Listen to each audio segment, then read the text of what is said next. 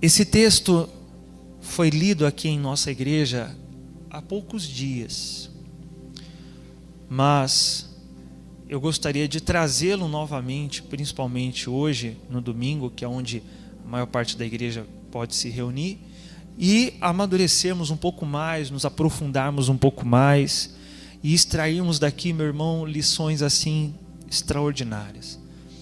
A lei de Deus, ela é maravilhosa, como Davi diz em oração, pedindo a Deus: abra-me os olhos para que eu enxergue as maravilhas que há na sua lei, e que Deus possa abrir os nossos olhos para conseguir enxergar essas maravilhas no que nós iremos ler. Amém?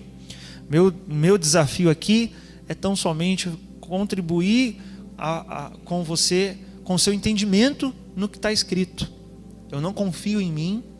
Se for de mim mesmo, bem provável que alguma coisa errada saia, que alguma besteira saia, mas se nós ficarmos limitados ao que está escrito, então, irmão, nós estamos numa zona segura, onde podemos ter certeza que não vamos errar. Amém? O apóstolo Paulo diz que nós não devemos considerar o ministro, né, seja o pastor, seja o evangelista, seja o bispo, seja o apóstolo, nós não devemos considerá-lo além do que está escrito. Ou seja, nós temos que acatar o que vem de um pastor, o que vem de um bispo, o que vem de um apóstolo, enquanto aquilo que ele estiver dizendo estiver dentro do que está escrito. Passou disso, nós não devemos levar em consideração. Então o meu desafio aqui é nos manter ao texto. Vamos então tentar observá-lo aqui. Vamos lá. Êxodo 33 diz assim: o Senhor orientou Moisés: vai, sobe deste lugar, tu e o povo que tiraste do Egito, e ide para a terra que prometi com juramento a Abraão, Isaque e Jacó, afirmando. Então, olha o que Deus afirmou: eu a darei à sua descendência. Sabemos aqui que Israel recentemente saiu do Egito, e que depois, irmão, de gerações escravizados, e que depois de pragas terríveis que acometeram o Egito, Faraó enfim os deixou ir. Como os irmãos sabem, mesmo após a 10ª praga, em que o coração de Faraó é quebrado e ele deixa o povo ir, ainda assim, depois disso, o coração dele endurece de novo, e mesmo já fora do Egito, está lá Faraó com seus cavalos de novo atrás do povo. Foi uma coisa assim terrível, parecia que o povo nunca ia se ver livre dos seus opressores. E aí, mais um sinal: Deus abre o mar, e os egípcios que os perseguiam foram engolidos pelo mar, porque Israel passa pelo mar em seco.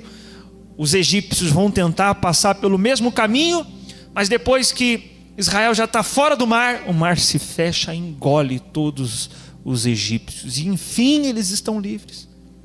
Agora eles recebem a instrução de Deus e a confirmação: Moisés, agora está livre, pode ir, eu vou dar a você a terra. Isso aqui foi algo assim tremendo, de fazer com que o povo se enchesse de alegria, de euforia, de festa, de expectativa. Vamos continuar no 2. E Deus continua fazendo promessas: enviarei adiante de ti um anjo, e expulsarei os cananeus, os amorreus, os hititas, os ferezeus, os heveus e os jebuseus.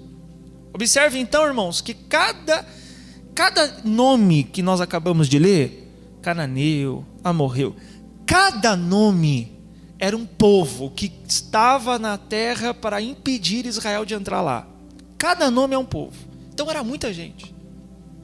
Você sabe que quando os espias vão para a terra que o Eterno havia prometido, Eles constataram que a terra era boa, mas ao mesmo tempo constataram que ali haviam gigantes, que ali haviam povos numerosos, haviam guerreiros, havia um exército incontável para fazer oposição a Israel. Mas aqui Deus já está dizendo: eu vou fazer o que com esses inimigos? Com cada um desses povos? Eu vou expulsar de diante de ti. Sabe o que é você encarar uma adversidade e Deus enviar um anjo à sua frente, abrindo o caminho para você passar? É isso que ele está falando.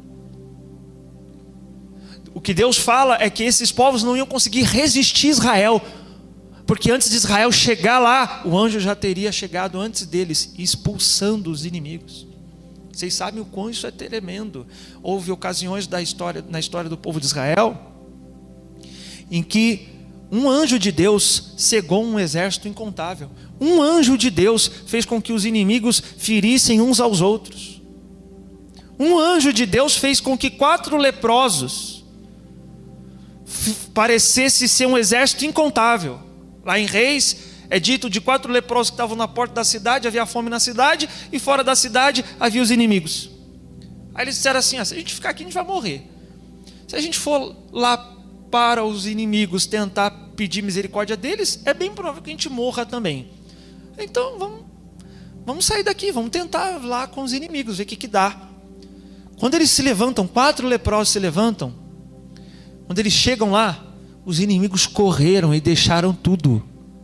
Sabe por quê? Antes dos 4 leprosos chegarem lá, um anjo de Deus já tinha ido à frente e feito com que eles ouvissem como se fosse um exército incontável que estivesse subindo contra eles. Aí chega lá, só tem 4 leprosos. Então Deus está falando assim: vai o meu anjo na frente de vocês. Você tem ideia do que é isso? Esse anjo vai expulsar os inimigos na frente de vocês. Então, se Deus está falando que vai fazer, nós temos aqui uma impressão ou uma ideia de que Deus está com o povo, de que Deus está aprovando o povo. Olha o que ele está falando: meu anjo vai na frente de vocês, eu vou dar terra para vocês, eu vou expulsar o inimigo de vocês. Então, se Deus está dizendo que vai fazer, então é sinal de que Deus está aprovando o povo, de que Ele está feliz com o povo. Aí eu pergunto: será? Eu quero que você pense nisso, para bugar a tua cabeça aí. Quando Deus faz uma coisa na vida de alguém ou através de alguém, significa dizer que Deus está aprovando essa pessoa? Não. Mas aparentemente não faz sentido, né? Pensa só. Pensa você orar por uma pessoa endemoniada e esse demônio te obedecer e sair. Qual a impressão que você vai ter? Bom, se Deus está fazendo através da minha vida, é porque eu estou sendo aprovado por Ele. Se você falar que vai acontecer uma coisa, aquilo acontece. Se você pôr a mão numa pessoa que está com câncer e o câncer sai na hora, bom, Deus está fazendo através de você, então é sinal de que Deus está aprovando você. Não é o que sugere? Não é o que parece? Parece. Mas a ação de Deus não é aprovação. Você pode dizer isso comigo? Diga: a ação de Deus não significa aprovação. Não é porque Deus está fazendo que significa dizer que Ele esteja aprovando. Por exemplo, Deus, na história de Jó, usou o diabo. Mas nem por isso o diabo é aprovado por Deus. Em Mateus capítulo 7, Jesus traz um discurso assim muito severo, muito esclarecedor, claro como água cristalina, para não ficar engano nenhum. Ele diz assim: olha, nem todo que diz Senhor, Senhor entrará no reino do céu. Ponto, acabou. Assim, quer mais direto que isso? Ele vai ser mais direto. Ele vai dizer assim: naquele dia muitos vão chegar diante de mim dizendo: Senhor, em teu nome nós expulsamos demônios, em teu nome nós fizemos muitos milagres, em teu nome nós profetizamos. E eles vão alegar isso porque para eles não fazia sentido Deus usá-los, Deus agir através deles, sem que eles estivessem sendo aprovados por Deus. E a resposta de Yeshua em Mateus capítulo 7 a muitos desses é: apartai-vos de mim, porque eu não conheço vocês que praticam a iniquidade, eu nem sei quem é vocês. Parece estranho. Como que a ação de Deus não significa a aprovação dele? Porque Deus, na sua ação, naquilo que ele faz, né? Deus, quando age, curando uma pessoa, libertando, abençoando, abrindo porta, prosperando, quando Deus age, ali aconteceu uma visitação de Deus, onde ele agiu, algo aconteceu. Mas para que Deus visite alguém, não necessariamente essa pessoa precisa estar sendo aprovada por ele. Mas para que Deus habite em alguém, aí já é necessário que essa pessoa esteja aprovada por ele. E nós vamos observar isso aqui nesse texto. Vamos ler? Olha só. Vamos ler o 3 agora, ó. Então era para o povo aqui ficar feliz da vida, né? Sobe para uma terra que mana leite e mel. Eu, contudo, não subirei no meio de ti. Porquanto és um povo insubordinável, de dura cerviz, e caso seguisse convosco, eu vos poderia exterminar ao longo do caminho. Observe então aqui, meus irmãos, que apesar de haver uma ação de Deus, não havia uma aprovação de Deus. E o que de fato importa para nós não é se Deus vai fazer, mas é se estamos sendo aprovados, se Ele está se agradando de nós. E é triste imaginar que Deus pode fazer algo na vida de alguém com o qual Ele não esteja se agradando. E é difícil ainda mais para a pessoa por meio de quem Deus faz tantas coisas, né? Eu até diria, se uma pessoa está, por exemplo, desagradando a Deus, e um demônio obedece ela saindo, caso ela ore por alguém, é até pior. Seria melhor se esse demônio fizesse como eu já vi acontecer: não vou sair, você está em pecado. Deus estaria usando o demônio estaria sendo profeta na vida da pessoa, sabia disso? Porque profeta é aquele que corrige, aquele que denuncia o pecado. O dom de profecia é revelar os segredos, os pecados ocultos no coração do homem, para que ele se arrependa. É tipo as irmãs do coque, sabe? Que chega revelando os pecados ocultos. É isso, tá? Lê Coríntios que você vai ver que dom de profecia na igreja é isso. Paulo fala que se tiver dom de profecia na igreja e chegar um incrédulo, ele vai ser convencido por todos que ele é um pecador. O que o dom de profecia tem a ver com isso? Porque pela profecia a pessoa vai conseguir ver e discernir os pecados que estão no coração daquela pessoa, para trazer para fora, a fim de chamá-lo para o arrependimento, a fim de trazê-lo para a correção. Então, se o diabo se manifestar e dizer para alguém que for orar, né, para expulsar, dizer assim: não, você está em pecado, o diabo está sendo o que na vida da pessoa? Está sendo profeta. É bem provável que depois disso a pessoa se corrija, a pessoa se arrependa. Agora, e se o diabo diz: tá bom, vou sair, com a pessoa tudo errado? Ele está contribuindo para que a pessoa continue achando que Deus está aprovando, faz parte, muitas vezes até do engano. Então é terrível, irmãos. E nós temos que pedir para Deus: Senhor, não faz nada se eu não estiver sendo aprovado. Eu quero ser aprovado.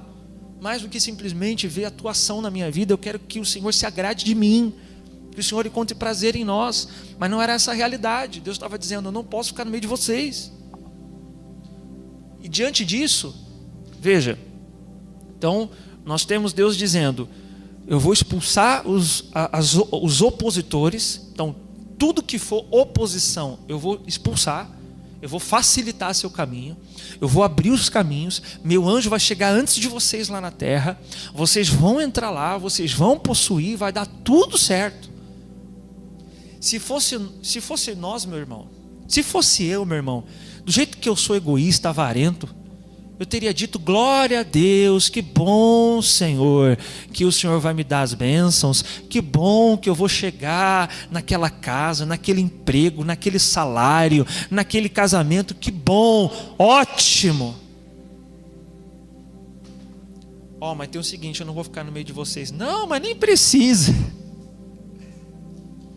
O senhor me dando o que eu quero, como disseram esses dias, né? A pessoa começou a ir para a igreja, tudo. E aí, irmãos, está gostando? Estou gostando, a minha vida está melhorando. Tá, e se não tivesse? E se não tivesse?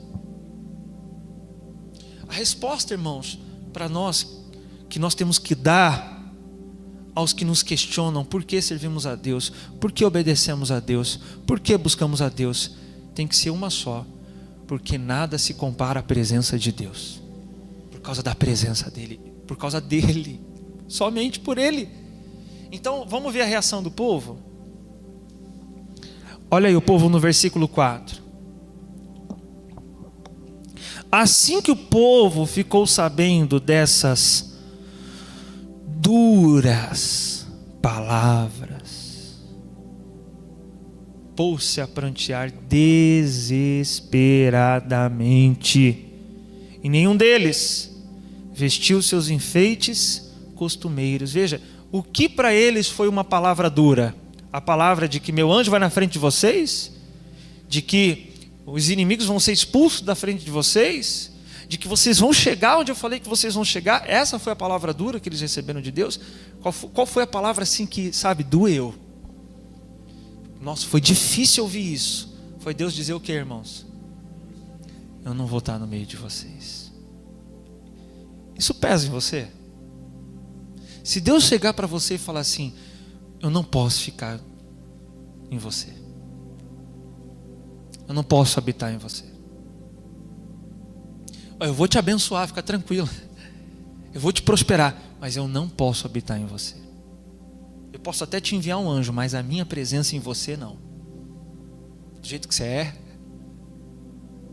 sendo você quem é, fazendo você o que faz, se a minha presença for se manifestar em você, eu vou ter que destruir você. Eu já vou entrar nesse ponto. Então o povo fica em desespero. Vejam, isso tem que pesar para nós, irmãos. Nós temos que ter medo de ficar sem a presença de Deus.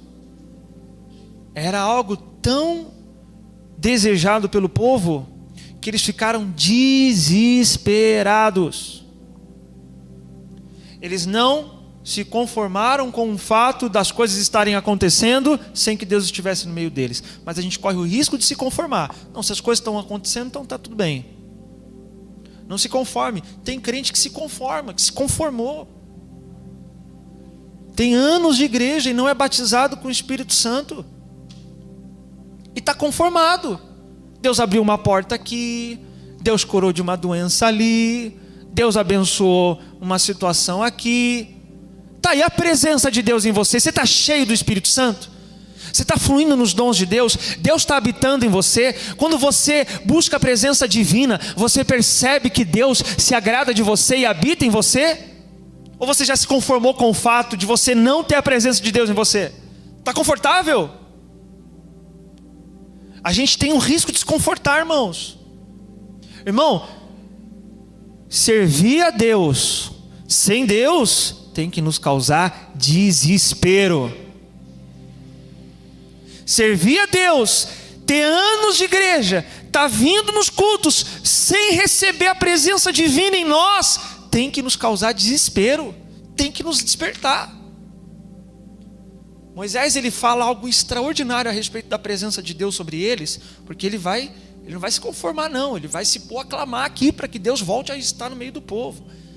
E um dos argumentos que Moisés usa, eu quero que você leia comigo o versículo 16. Versículo 16. Olha só. Como se saberá que eu e o seu povo poderemos contar com o seu benefício se não nos acompanhares? Agora eu quero que você preste atenção no que vem aqui, ó. Quem mais poderia distinguir-me e a teu povo de todos os demais povos sobre a face da terra? O que é distinguir-se dos demais povos? Diferenciar-se. Moisés está dizendo o seguinte: se for um anjo conosco, não vai ter diferença nenhuma entre nós e os outros povos. É daqui que se tira que cada povo tem um anjo que o rege, que o conduz. Os principados que regem as regiões celestiais. Isso é algo interessante. As nações têm anjos que as regem. Por isso, quando Moisés fala assim, se for um anjo que estiver à nossa frente, que diferença terá entre nós e os outros povos? E ele vai dizer mais, se o Senhor não estiver conosco, Moisés fala sobre ele individualmente. Quem vai me diferenciar? Quem vai distinguir a mim? Sabe o que é isso, irmão? Se você não tiver a presença de Deus, você pode ter nome de crente, você pode ter aparência de crente, você pode ter carteirinha de membro, você pode dar o dízimo na igreja, mas você não vai ter diferença nenhuma de uma pessoa que está na igreja e de uma pessoa que está no mundo. O que te diferencia, o que te distingue é a presença de Deus em você, meu irmão. E as pessoas notam isso. Não adianta querer aparentar ser crente, não. Não precisa falar nada. Sabe que não precise falar, nós temos que evangelizar, mas Paulo fala que o crente que tem o Espírito Santo, ele é uma carta escrita por Deus. E alguém já disse, não sei quem é o autor dessa frase, mas é muito óbvia: carta não fala.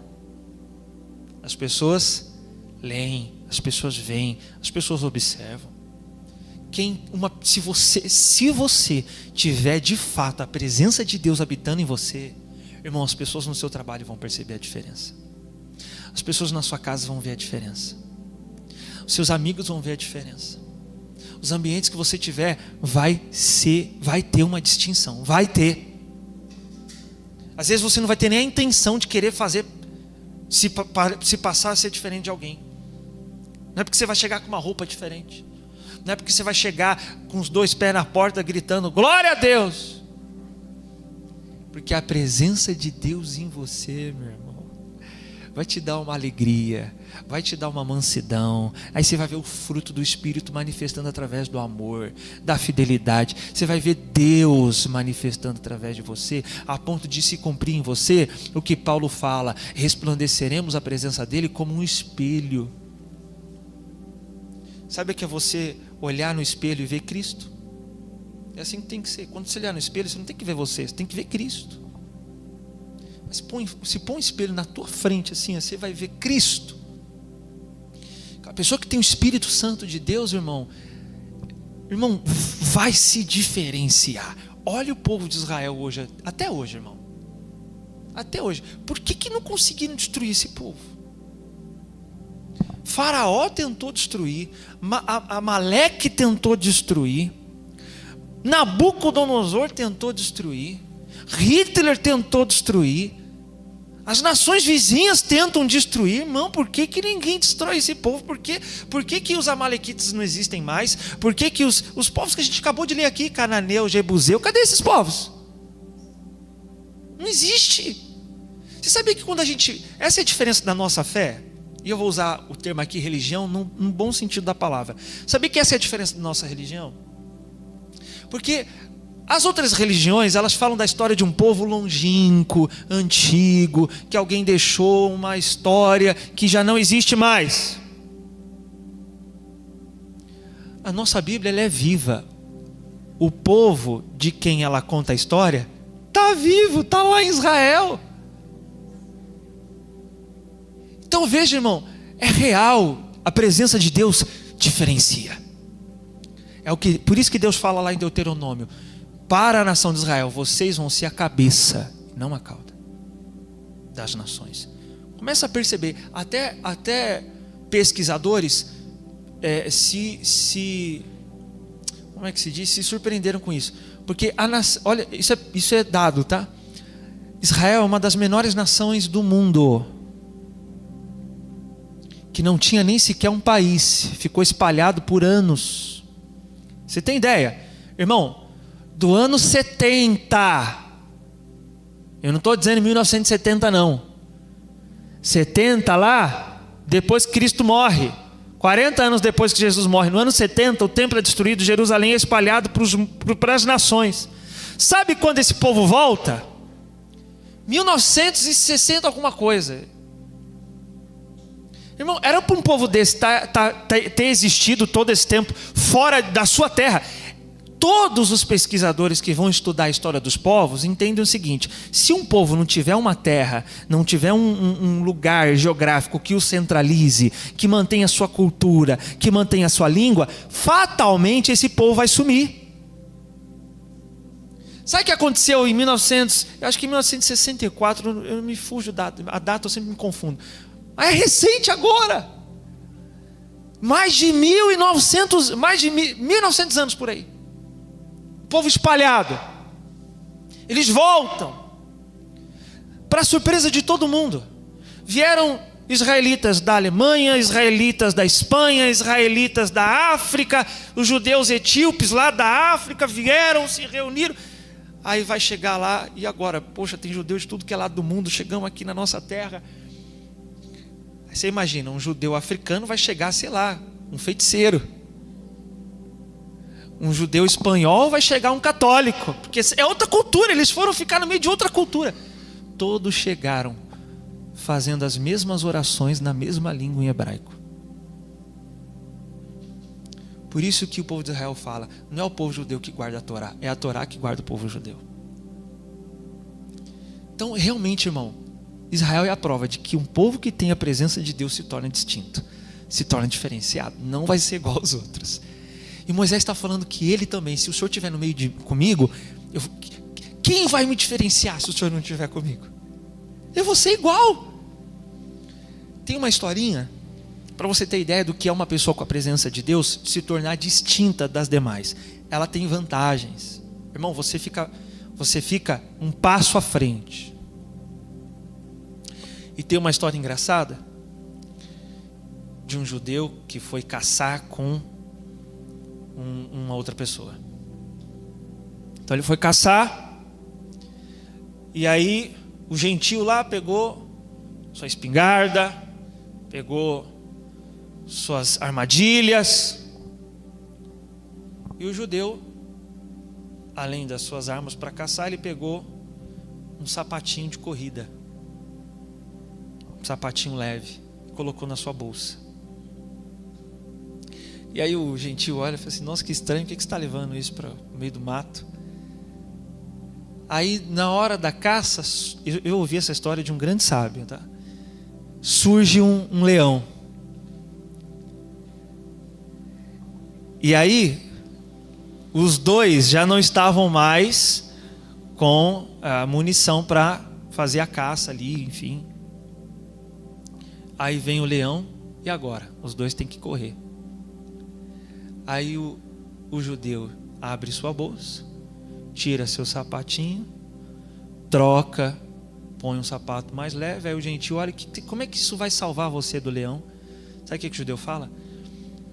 Isso, eu só preciso estar um passo à sua frente. Porque o leão pega o outro. Irmão, quem tem a presença de Deus está sempre um passo à frente, meu irmão. Aí você percebe Deus te dando direção no momento da crise, Deus te dando sabedoria, Deus te conduzindo, Deus falando com você. Irmão, ser crente é top, irmão. Ter a presença de Deus, irmão, você se diferencia naturalmente. Então imagine o que é Moisés ouvir: eu não vou mais com vocês. Foi duro, irmão. E a gente tem que entender a dureza disso. Nós não podemos nos confortar com o fato de Deus não habitar em nós. Eu já disse aqui para os irmãos que quando nós lemos lá Deuteronômio 28, o Eterno vem prescrevendo uma série de maldições: maldito no campo, maldito na cidade, maldito o fruto do teu ventre, se o povo desobedecesse os mandamentos. e muito simples de entender isso, a palavra maldição, o sentido dela no hebraico é desprezo. Então tudo isso se tornaria uma realidade na vida do povo simplesmente pelo fato de Deus se ausentar deles. Essa é a ideia de maldição. A palavra maldição que aparece no hebraico é kilau, que significa desprezo. Então quando Deus diz, olha, se vocês desobedecerem aos meus mandamentos, as maldições te alcançarão. Maldição é desprezo. É como se Deus estivesse dizendo o seguinte, eu vou me ausentar, e ao me ausentar, virão tudo isso e te alcançarão. Simples. Se eu apagar aqui essas luzes, naturalmente as trevas tomarão conta desse ambiente. Isso é alguém ausente de Deus. E Yeshua também disse isso. Se um demônio sai de uma pessoa, e a casa fica o quê? Vazia. O que é a casa vazia? A ausência de Deus. Olha que também severo isso. Yeshua diz, esse mesmo demônio, ele volta trazendo 7 piores que ele. Então o demônio entra naturalmente porque há uma ausência da presença divina ali. Então por isso que o povo fica em desespero. Como assim o Senhor não vai estar conosco? E o Eterno diz, eu não vou estar no meio de vocês, porque se eu descer aí, eu terei que fazer o que com vocês? Destruí-los. E aí também buga nossa mente. Como a presença de Deus pode destruir alguém? Deus é bom, Deus é amor, Deus é misericordioso, tudo isso está certo, mas diga comigo, mas Deus é santo, santo e santo. Quando os anjos falam por 3 vezes santo, santo, santo, é como se fosse colocar isso no máximo, é o Santíssimo. E por sua santidade, ele não pode se permitir comunhão com o pecado, com a transgressão. A santidade de Deus, ela naturalmente irá fazer desaparecer tudo o que seja contrário à sua santidade. É como o sol. O que chegar muito perto do sol é tão quente que vai destruir. Então, para não destruir, o sol está lá onde ele está. Está longe. Então Deus está dizendo o seguinte: a minha santidade é tão séria que se eu descer aí, por vocês estarem no pecado, a minha santidade vai consumir vocês, por causa do pecado de vocês. Então a santidade de Deus, ela iria destruir o povo por causa do pecado deles. Não seria o caso se o povo estivesse vivendo em santificação, né? Então fogo com fogo, irmão, não causa destruição. Mas aquilo que não é conforme a santidade de Deus, sua santidade destrói. Por isso, quando o Eterno expulsa Adão do Éden, é misericórdia. Se você ficar aqui, eu vou ter que matar você. Adão conseguiu viver ainda 960 anos. Deus é misericordioso quando ele diz assim: eu não vou descer aí, porque se eu descer aí, eu vou ter que destruir vocês. A minha santidade ela naturalmente consumirá o pecado de vocês. Esse é o sentido de consumir. O sentido de consumir é de destruir, meu irmão. Então a presença de Deus sem santificação é juízo. Repita isso comigo: a presença de Deus sem santificação é juízo. Se Deus descer aqui, como a gente pede e imagina que Ele venha manifestar-se no nosso meio, talvez não sobraria um aqui. Yeshua, quando ele entrou no templo, e Yeshua, irmão, é ainda Deus esvaziado da sua glória. Porque o que é dito? Né? Que quando ele se fez carne, esvaziou-se a si mesmo. Mesmo ele se esvaziando, assumindo a forma humana, quando ele entrou no templo, ele não suportou o que estava lá. Teve que expulsar o que estava lá dentro. Imagine Deus em sua santidade. Imagine Deus em sua glória. O que essa presença não causaria em nós? Eu quero que você leia comigo. Segura, por favor, não perca Êxodo, porque nós vamos voltar. Mas vai lá para Hebreus 12.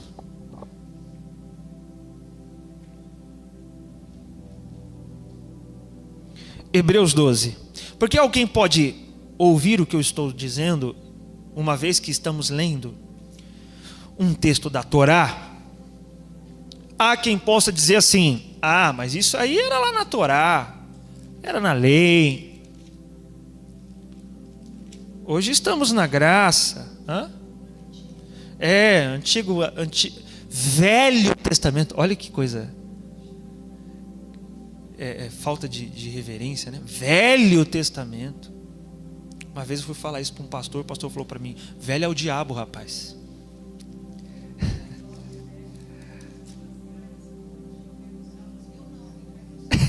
Ela respondeu isso.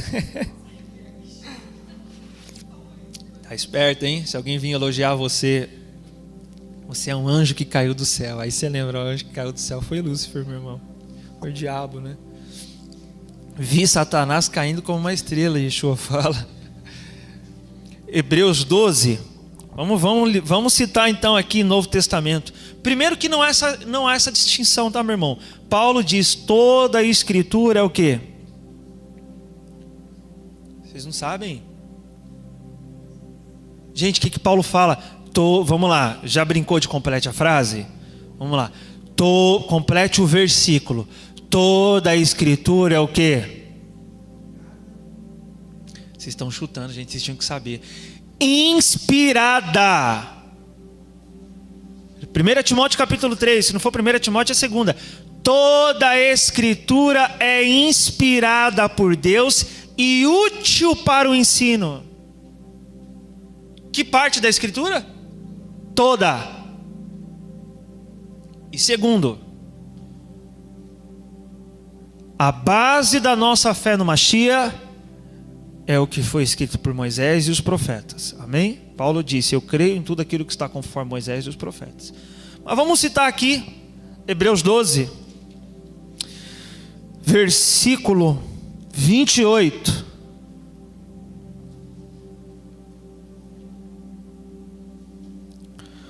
Portanto,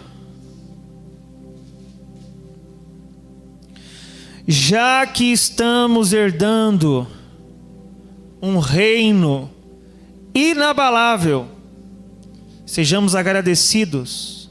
Agora presta atenção: e desse modo adoremos a Deus. Que modo? Com uma atitude aceitável, com toda a reverência e temor, porque o nosso Deus é o que, gente? Fogo consumidor. Na sua Bíblia, Deus é fogo consumidor, está em aspas, entre aspas. Alguns tá, outros não. Na minha tá. Eu já expliquei para os irmãos que quando os tradutores colocam um texto entre aspas nas cartas, na maioria das vezes, aquele trecho que está entre aspas é o quê? É uma citação de outro. E geralmente não, em todas as vezes, esse outro texto é um texto que está onde? No Antigo Testamento. Moisés e nos profetas. Por quê? Paulo não tinha como Paulo citar Mateus. Mateus não estava escrito em seus dias. Pedro não tinha como citar Tiago. Então toda citação que eles fazem de um texto, obrigatoriamente, necessariamente, esse texto ou está em Moisés ou está nos profetas. Então quando nós vemos aqui essa expressão entre aspas, Deus é fogo consumidor, é uma citação, sabe de onde? Torá. O autor de Hebreus está citando a lei. Deuteronômio, só vou ler para os irmãos, Deuteronômio 4, 24, é o texto que ele cita. Ele diz: porque o nosso Deus, o Eterno, é zeloso, é fogo consumidor. Então quer dizer que Deus mudou do Antigo para o Novo Testamento? Não. Seria infantil demais da nossa parte, como foi de Marcião, que é o herege que apregou isso, que Deus do Antigo Testamento é mau e Deus do Novo Testamento é bom, e Deus se converteu do Antigo para o Novo Testamento. Irmão, Deus continua sendo o que, gente? Fogo consumidor. Os irmãos lembram do exemplo que foi citado inclusive na vigília, onde duas pessoas que fizeram Até interessante esse exemplo. Fizeram o voto e mentiram para o apóstolo Pedro. O apóstolo Pedro chegou assim: vem cá. E ele já sabia. Foi por tanto que vocês venderam? Aí o que acontece? Eu vou dar um exemplo aqui. Vendeu por 200 mil e eles disseram que ia dar tudo. Aí eles combinaram entre eles o seguinte: na hora que eles viram o montante, né? Rapaz, é muito caro. Aí o que eles falaram? Vamos falar que a gente vendeu por 100 e a gente fica com 100. Com 100 mil. Beleza. Aí chega lá, o bonitão, né? Vim aqui cumprir a oferta, o voto e tal, beleza. Foi isso? Quanto você vendeu? 100 mil. Aí Pedro diz: porque você mentiu contra o Espírito Santo. Você não precisava ter feito isso. Você não precisava nem ter falado que ia fazer nada. Deus não te pediu nada. Mas porque você está mentindo contra o Espírito Santo. Porque quando ele pergunta, ele está dando a chance da pessoa fazer o quê? Falar a verdade e ia mudar o decreto. Não, e continuou intencionalmente. Então, caiu morto e morreu. Caiu morto e morreu, óbvio, né? Caiu morto. Parece acordou morto. Caiu morto. Aí vem a esposa. E ela não sabia, ela chega depois. Não tinha telefone, WhatsApp, chegou depois. E aí Pedro de novo: vem cá, foi por tanto? Vocês venderam? Foi por 100 mil que vocês venderam? Por 100 mil. Por que você foi fazer isso? Se você não tivesse falado nada, ia ficar tudo para você. Você foi querer falar de fazer promessa para Deus. Não faz isso. Aí morreu também. Quer dizer, isso te lembra alguma coisa? Algum relato assim do Antigo Testamento? De alguém que chegou para adorar a Deus e morreu?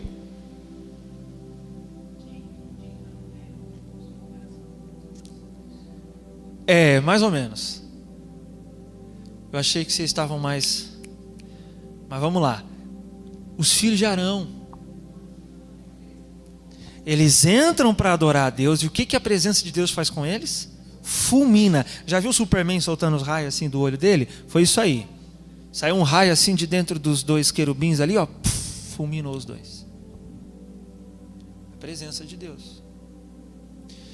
Então, Deus é fogo consumidor. No Antigo e no Novo Testamento. Diga comigo: Deus não muda. Sabe o que Tiago fala? Em Deus não tem sombra de oscilação. Não tem variação. Ele não fica mudando de ideia toda hora. Deus é e o que é e acabou.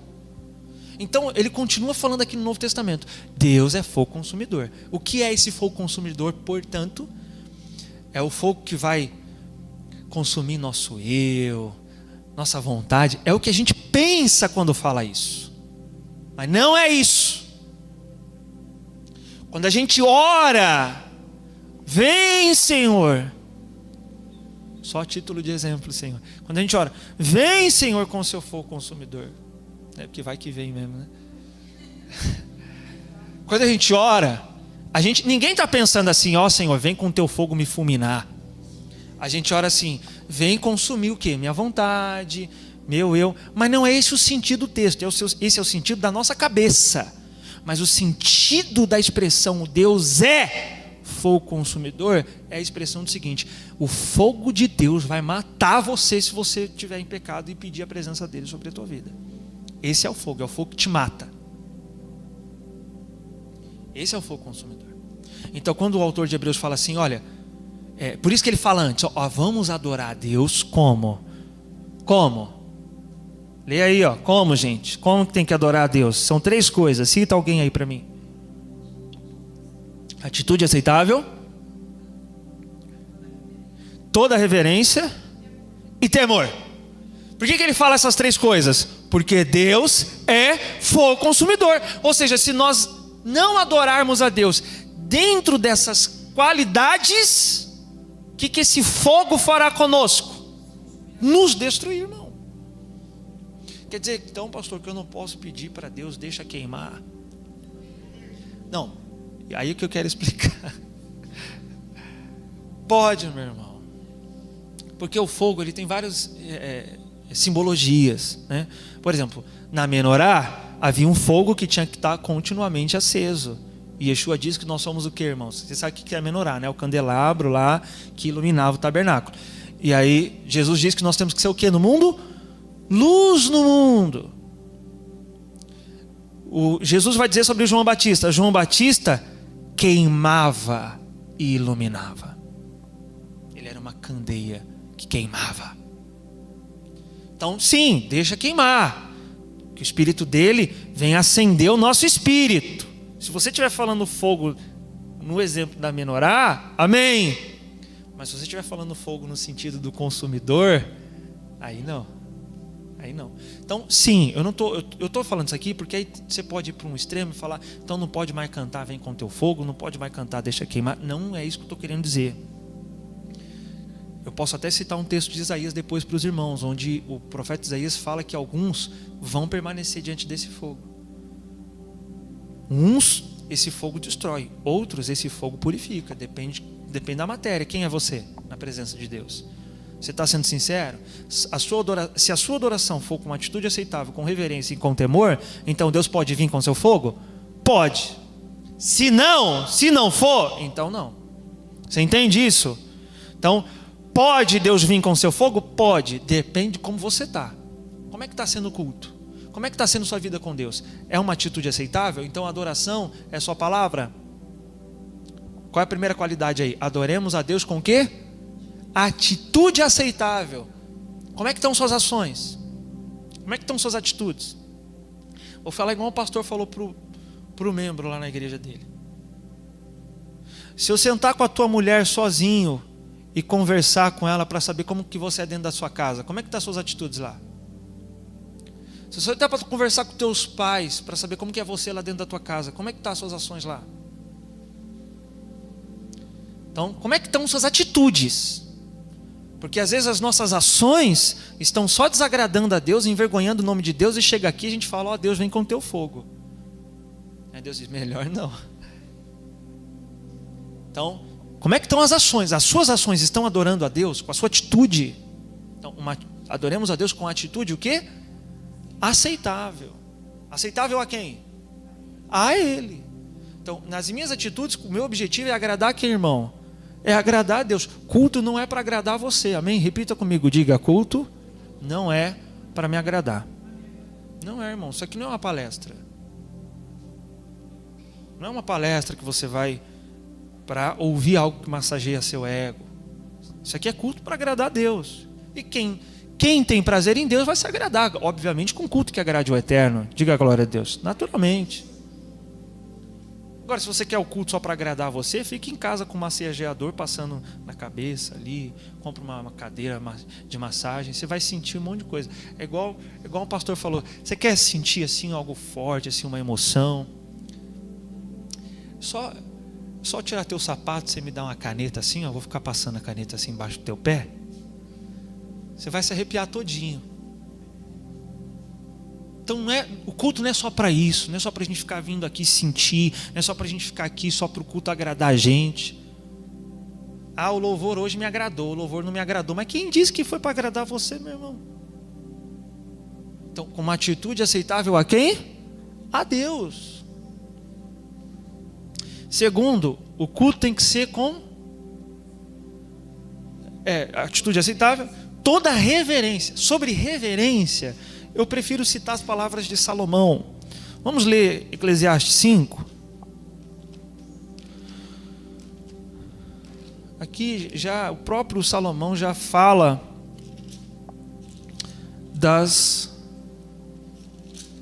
do que é um culto reverente, com reverência.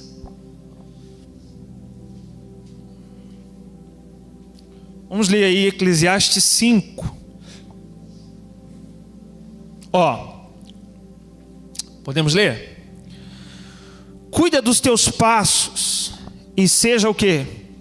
Reverente quando adentrares o santuário, a casa de Deus. Aproximar-se para o quê, gente? Ouvir. Então vamos ficar aqui por enquanto. Então, o que é um culto com reverência? A reverência no culto, irmão, sabe onde ela realmente é vista? Agora. Na hora do quê? Na hora de ouvir. Uma igreja que presta um culto a Deus com reverência, irmão, vai ser uma igreja que tem reverência na hora da palavra.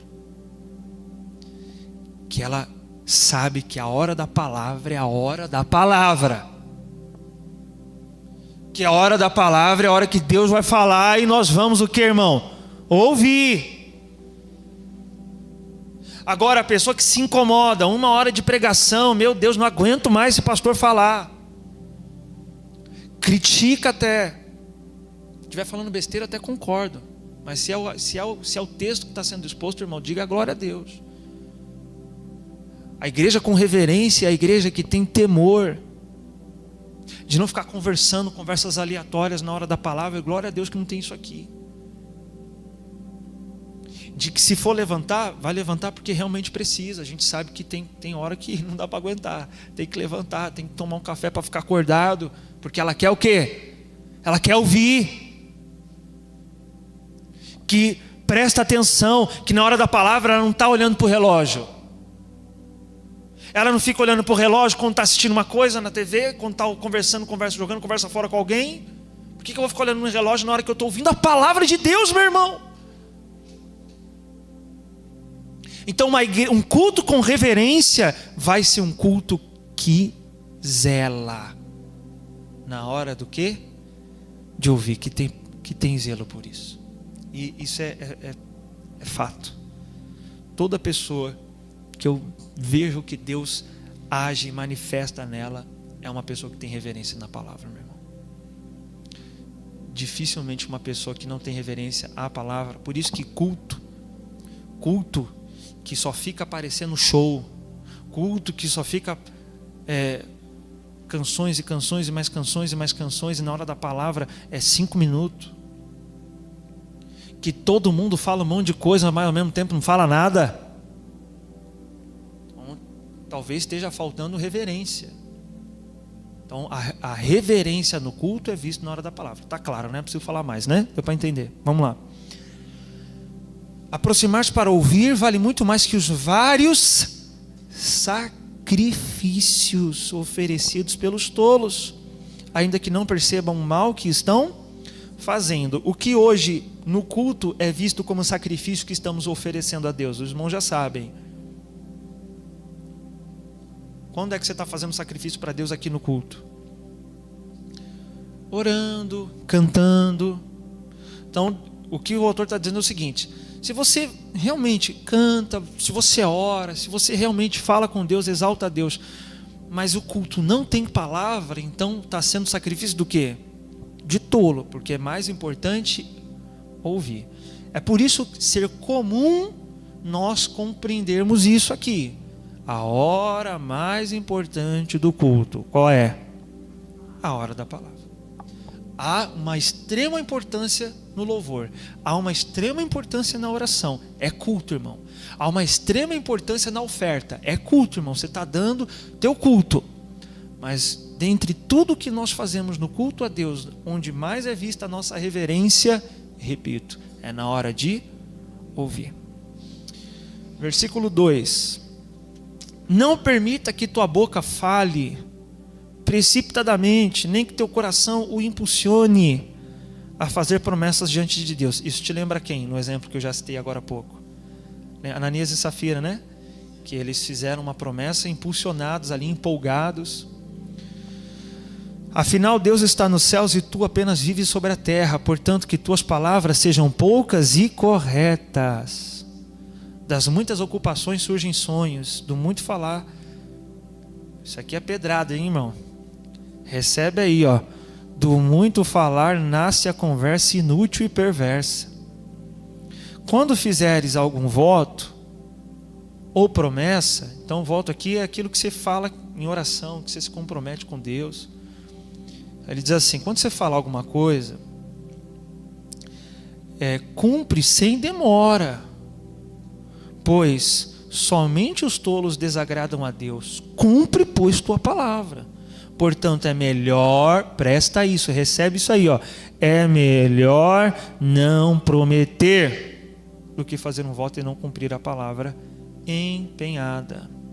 Isso aqui é muito útil para todos, mas principalmente para nós brasileiros, né? A gente fala assim para tudo. Vamos lá, vamos marcar, vamos fazer, vamos. Só fica no vamos. Fala e não faz nada. É melhor não prometer. A palavra de Deus não promete. Claro que aqui é a Deus acima de todas as coisas, mas também com relação aos nossos compromissos. Eu vi uma comparação só para você ver como é até cultural, de uma alemã que veio morar aqui no Brasil, e aí as pessoas chegam assim para ela, os amigos, né? Vamos lá em casa, a gente vai fazer um churrasco. Ela fala, não. Aí o brasileiro que tem a cultura de falar assim para tudo, fica, nossa, como assim? Que grosseria. Mas o que? Você quer que eu diga que eu vá se eu não vou? A gente vai dizer, sim, eu quero que você diga que vai, mas no fim eu sei que você não vai. Eu também não vou fazer nada, eu só estou falando aqui só por falar, por educação. Pela palavra de Deus, não prometa se não for cumprir. Não fale se não tiver o que dizer. São coisas tão óbvias, mas que na prática a gente não faz. E isso também é sinal de falta de reverência a quem, gente? A Deus. Yeshua diz que o nosso sim soa como juramento. Você falou sim, irmão, agora acabou, é sim. Falou não, é não. Então, cuidado, ficar falando muita coisa aí e não faz nada, é falta de reverência. Aí ele vai dizendo no 6, não permitais, pois que a tua boca te conduza ao pecado, e não diga ao sacerdote, ao mensageiro de Deus, cometi um engano, o que prometi em meu voto não foi bem o que eu queria dizer. Ora, por que irritar a Deus com o que dizes e levá-lo a destruir todo quanto construíste mediante seu trabalho? Muitos sonhos absurdos, muitos sonhos e sonhos absurdos acabam provocando conversas insensatas. Tu, porém, conserva o temor, o teu amor reverente a Deus. Amém? Você está aí ainda? Posso continuar, meus irmãos? Veja, eu quero terminar ainda em Êxodo. Das 3 qualidades que nós vimos que tem que ter no culto para que o fogo de Deus não nos destrua, mas nos acenda, é atitude aceitável, reverência e o quê? Temor. Por temor, eu quero citar para os irmãos alguns comentários rabínicos. O primeiro, eu quero citar um fato que ocorreu próximo à morte de um rabino chamado Yohanan Ben Zakkai. E os seus discípulos chegaram para ele pedindo que ele os abençoasse próximo de sua morte, antes que ele morresse. E aí ele vai responder assim, eu vou ler aqui para os irmãos essa citação, porque foi um fato que seus discípulos depois relataram. Quando o rabino Yohanan Ben Zakkai jazia em seu leito de morte, seus alunos entraram e lhe pediram, Rav, mestre, abençoa-nos. Ele os abençoou. Olha a bênção que ele deu. Que seu temor a Deus seja sempre tão grande como seu temor ao próximo. Mas, mestre, disseram eles, não deveria nosso temor a Deus ser superior ao temor ao próximo? Replicou ele, quisera eu que vocês temessem a ele tanto quanto temem os seres humanos. Porque quando alguém comete um pecado, se preocupa que alguém possa estar observando sua ação, mas não teme que Deus testemunhe sua transgressão. Veja, quando a gente vai pecar, a gente tem cuidado de não fazer diante dos outros por vergonha alheia, mas não tem vergonha de Deus. Tem temor ao outro que possa ver nossa transgressão, mas não tem temor a Deus que esteja vendo a nossa transgressão. Por isso, há um outro comentário que eu gostaria de citar para os irmãos sobre temor, que diz o seguinte: o principal e crucial é irato itzbra, que é temor a Deus, sempre e em cada segundo, para que você não peque. Então aqui é interessante, nós observamos em vários exemplos nas Escrituras que se pecamos é porque faltou o temor. Interessante isso. Abraão vai dizer que ele mentiu lá com relação à sua esposa, dizendo que era sua irmã, porque ele falou o seguinte: ninguém teme a Deus aí nessa cidade, então certamente eles vão tomar a minha esposa. e vão me matar para ficar com ela. Veja, ele sabia que iam matar ele, porque naquela cidade não tinham o quê? Temor a Deus. Quer dizer que a falta de temor a Deus é a causa da transgressão. Se houve transgressão, faltou temor. E aí olha que interessante. Para que então não haja transgressão, é dito o seguinte: que tema a Deus sempre. E isso vem, ou seja, o temor vem através de colocar Deus diante dos seus olhos, como está em Salmo 16:8. Tenho posto Deus diante de mim sempre. Sabe o que é isso? É você imaginar Deus na sua frente. É isso. É você for cometer a lashon hará, a maledicência, e você imaginar Deus no meio da conversa. Que de fato está, irmão. A presença de Deus, ela preenche toda a terra e observa tudo. Então é você pôr Deus diante dos seus olhos. Na Torá, Deus colocou isso de forma mais direta, através dos tzitzit, que é as franjas que ficavam para fora das vestes do judeu, que lembra ele o mandamento. Então ele estava sempre olhando e lembrando. Então pôr Deus diante dos olhos é você sempre imaginar Deus à sua frente, porque no momento que você pecou, te faltou temor. E se te faltou temor, é porque naquela hora você se esqueceu de Deus. Porque se você estivesse trazendo o Deus diante de você, como Davi fala em Salmo 16:8, então naquele momento você não iria transgredir. Então veja o temor ele é interessante. Eu quero terminar com você, lendo com você Êxodo 33, vamos voltar lá. Então, se o nosso culto tiver uma atitude aceitável, reverência e temor, no contexto do culto, o que seria um culto com temor? A princípio, irmãos, o temor é a consciência de que Deus julga, e de que Deus vinga, e de que Deus pune. Amém? Por isso que você tem que tomar cuidado. Se você oprimir alguém, aquela pessoa pode não retribuir nada, pode não fazer nada, mas Deus vai vingar o que aquela pessoa fez. O que é vingar? É retribuir o dano causado. Lembram de Caim? Caim mata Abel, Abel já estava morto. Deus, opa, vem aqui. Deus vinga a morte de Abel, amaldiçoando Caim. Então, isso é temor. Por que eu tomo cuidado de não oprimir ninguém? Porque ainda que aquela pessoa não me retribua o mal, não me faça nada, Deus vai vingar o dano que eu fiz a ela. Vai me custar de alguma forma, de algum jeito. Então a gente sempre começa a ter cuidado com as nossas ações. Mas eu quero me atentar sobretudo ao que o povo de Israel fez. Vamos voltar ao texto que nós iniciamos a pregação. Veja, Deus falou o que para o povo? Eu não vou ir no meio de vocês. Só que se a gente ler o versículo 5, olha que interessante. Vai ser dito assim: entretanto o Senhor reiterou a Moisés: dize aos filhos de Israel: sois um povo renitente de dura cerviz. Se por mais um momento subisse em vosso meio, é certo que eu teria de vos destruir. Aí olha o que ele pede para o povo: agora pois, retire os vossos enfeites, e eu decidirei o que haverei de fazer convosco. Veja que aqui fica um parêntese aqui, fica um aberto aqui. Pode ser que Deus mude o decreto.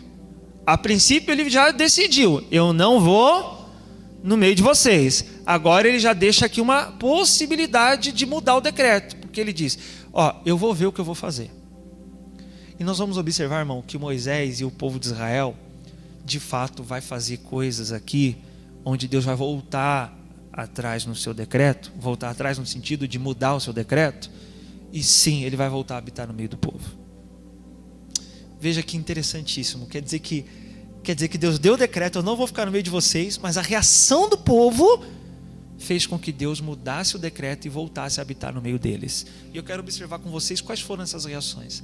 A primeira reação: eles tiraram o quê? Os enfeites. Pronto, não pode mais usar enfeites se você quer a presença de Deus. Pronto, se você tem brinco, a presença de Deus não vai vir sobre você. Se você usa joia, a presença de Deus não vai vir sobre você. Se você, aí o pessoal começa a viajar, né? Se você corta o cabelo, a presença de Deus não vai vir sobre você. Vamos ver o que eram esses enfeites? No versículo 6. Por esse motivo, desde a sua saída do monte Horebe, os filhos de Israel deixaram de usar as suas tradicionais o quê? joias e enfeites. Então esses enfeites eram os ornamentos valiosos, né? Então aí o homem pode querer chegar para a mulher, né? Tá vendo? Não preciso te dar joia, não preciso te dar. Vamos entender isso aqui, irmão, para você não ir para o literal. Vamos entender o contexto. Por que foram as joias que Deus falou, que Deus pediu, e o próprio povo, antes mesmo de Deus pedir, já havia tirado? Se foi Deus, porque veja, eles há pouco tempo eram escravos. Da onde veio essas joias? Do Egito. E quem mandou eles pedirem lá as coisas para os egípcios? Deus. Lá em Êxodo, você leia depois com calma o capítulo 12, Deus vai falar assim para Moisés: bate aí na porta dos egípcios que eu vou tocar no coração deles e eles vão dar riqueza para vocês. E aí ele cumpre a promessa que feita a Abraão: sua descendência vai ficar escrava 400 anos, mas vai sair rica. Aí eles começam a bater na porta dos egípcios. Aí os egípcios começam a dar colar, dar joia, dar um monte de coisa. Então aí imagina aquelas mulheres que ontem era escrava, hoje está cheio do ouro, cheio das joias. Então por que Deus vai falar agora? Tira, se foi Ele quem mandou o povo pedir. Então o problema aqui não é a joia. Por que? Exatamente, vocês já entenderam. Porque, você estava no dia, né? Eu falei que esse texto é recente, mas eu queria aprofundar mais. Então veja, por que Deus falou que não ia ficar mais no meio do povo? Qual foi o pecado que o povo cometeu logo antes desse decreto aqui? No capítulo 32 é o bezerro de ouro, irmão. Aí eu te pergunto, como é que um povo escravo teve ouro para construir um bezerro? O que Arão fala? Vocês querem um ídolo? Tá bom. Eu vou dificultar aqui para vocês não querer mais. Manda as mulheres de vocês tirarem as joias. Quero ver. Tiraram. Tiraram as joias para quê? Construir um ídolo. Sabe o que agora é o povo falar o seguinte: não queremos mais as joias? É o povo dizendo o seguinte: Senhor, nós queremos abrir mão de tudo que pode fazer a sua presença se afastar de nós. Nós queremos abrir mão de tudo que pode se tornar um ídolo para mim. O que é que pode se tornar um ídolo para mim? Tira de mim! E nós somos tão materialistas, tão mesquinhos, tão avarentos, que um carro vira um ídolo. Então é você chegar para Deus: Senhor, tira então o carro. Um emprego pode virar um ídolo. Então, Senhor, tira o emprego. Uma pessoa pode virar um ídolo e isso está afastando a presença divina de você. Tira essa pessoa da minha vida, não quero mais esse relacionamento. Você está disposto? É você abrir mão do que pode virar um ídolo. E aí, irmão, como eu falei, nosso coração é tão impuro e tão corrupto que qualquer coisa na nossa mão vira ídolo. Qualquer coisa. Por que a gente tirou, né? Tira a chavinha, tira a toalhinha, tira a porta consagrada, tira isso, tira. Por quê? Ídolo. Está virando ídolo, o povo está ficando apegado. Então, tira. O que nós queremos? Nós queremos a presença. Então, o que está virando ídolo aqui no nosso meio? Vamos tirar. Quando você começa a perceber o que está virando ídolo na sua vida, você tem que se dispor a abrir mão disso, para que Deus não se ausente de você, meu irmão. Entendeu aqui o que é tirar os enfeites? Quem entendeu? Vamos continuar? Aí agora, Moisés ele vai trabalhar aqui para Deus mudar o decreto. Vamos lá. Versículo 7. Ora, Moisés costumava montar uma tenda no lado de fora do acampamento e chamava de tenda do encontro. Todas as pessoas que tinham uma questão para formular ao Senhor dirigiam-se à tenda do encontro, que ficava armada fora do acampamento. Quando Moisés caminhava na direção da tenda, todo o povo se levantava, cada um permanecia em pé na entrada da sua própria tenda e apenas seguiam Moisés com o olhar até que entrasse na tenda. Acontecia que quando Moisés entrava na tenda, baixava uma coluna de nuvem, parava à entrada da tenda e o Senhor falava com Moisés. Opa, mas Deus não falou que não ia descer mais no meio do povo? Pois é, o que Moisés faz então? Monta uma tenda onde? Fora do acampamento. Deus falou que não ia ficar mais no meio do povo. Aí o que Moisés faz? Então eu vou sair do meio do povo. Vou montar uma tenda fora do acampamento. E o que a presença de Deus faz, meu irmão? Vá atrás. Olha que extraordinário, eu quero ler esse comentário aqui, que isso é lindo demais. Vamos terminar, o versículo 10. Sempre que o povo observava a coluna da nuvem parada à entrada da tenda, todos se ajoelhavam em frente à entrada de suas próprias tendas e curvavam-se com o rosto rente à terra, em sinal de respeito e adoração ao Senhor. E aí eu quero ler um comentário, presta atenção aqui que eu já estou terminando. Olha só, depois do pecado do bezerro, Moisés tira a sua tenda para fora do acampamento. Ao ouvir que a presença de Deus não permaneceria mais no meio do povo para guiá-los, Moisés pensa, isso aqui é comentário rabínico, tá? Por isso que eu estou citando, porque eles trazem muitos contextos aqui para entender melhor o texto. Olha que interessante. O discípulo, aí Moisés pensou o seguinte: o discípulo deve seguir o exemplo do seu mestre. Se Deus está aborrecido com o povo e se retirou do meio deles, eu vou fazer o mesmo. Ao deixar o acampamento, a presença divina o seguiu e pairou sobre sua tenda. A gente leu isso aqui. Todo aquele que solicitasse algo a Deus deveria ir até a tenda de Moisés. Sempre que Moisés saía da sua tenda, o povo se levantava em respeito a ele, porque pensavam, e de fato nos faz pensar isso, vejam como esse é um grande profeta, que tem a garantia de que aonde quer que ele vá, a presença divina o seguirá. E não foi o que aconteceu? Deus falou, não vou ficar mais no meio de vocês. Aí Moisés arma uma tenda fora do acampamento e Deus vai junto. Sabe, isso é você ter a presença de Deus, irmão. É onde você for, a presença de Deus está ali, junto com você, guiando você, dirigindo você. Isso é alguém que tem a presença de Deus habitando nela. Onde ela vai, a presença divina está junto. Lindo isso, não é verdade? E aí o povo, quando eles veem a presença divina pairando sobre a tenda de Moisés, eles ficaram prostrados, eles ficavam ajoelhados, e era o povo dizendo o seguinte: nós queremos de novo a sua presença, Senhor. Então aqui é você não se acomodar.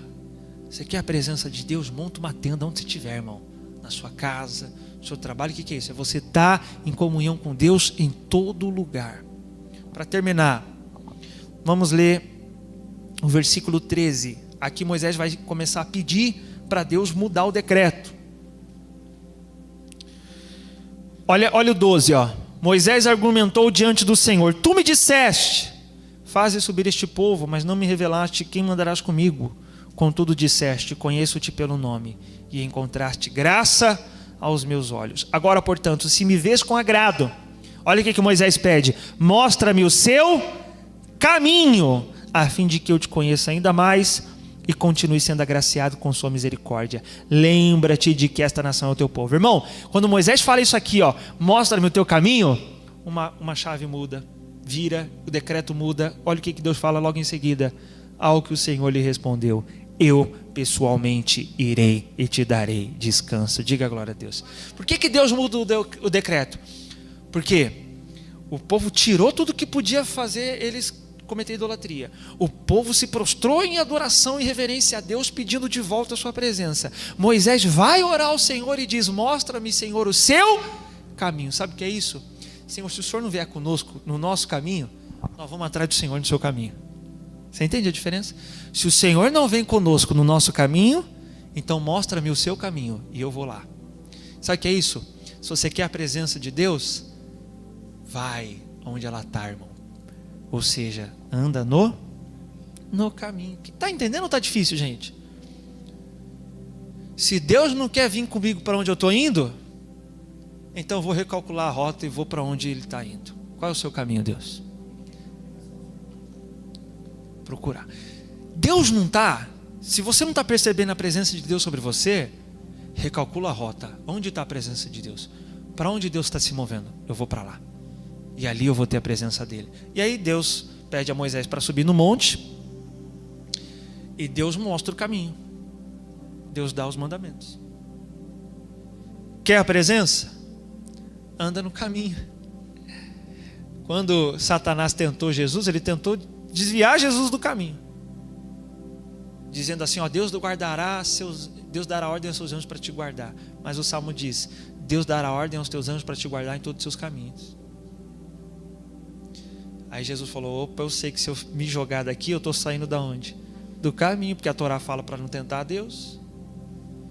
Então Jesus sabia, se eu ficar no caminho eu tenho a presença. Diga comigo, se eu ficar no caminho eu tenho a presença. Fique de pé no seu lugar, vamos orar ao Senhor, em nome de Jesus.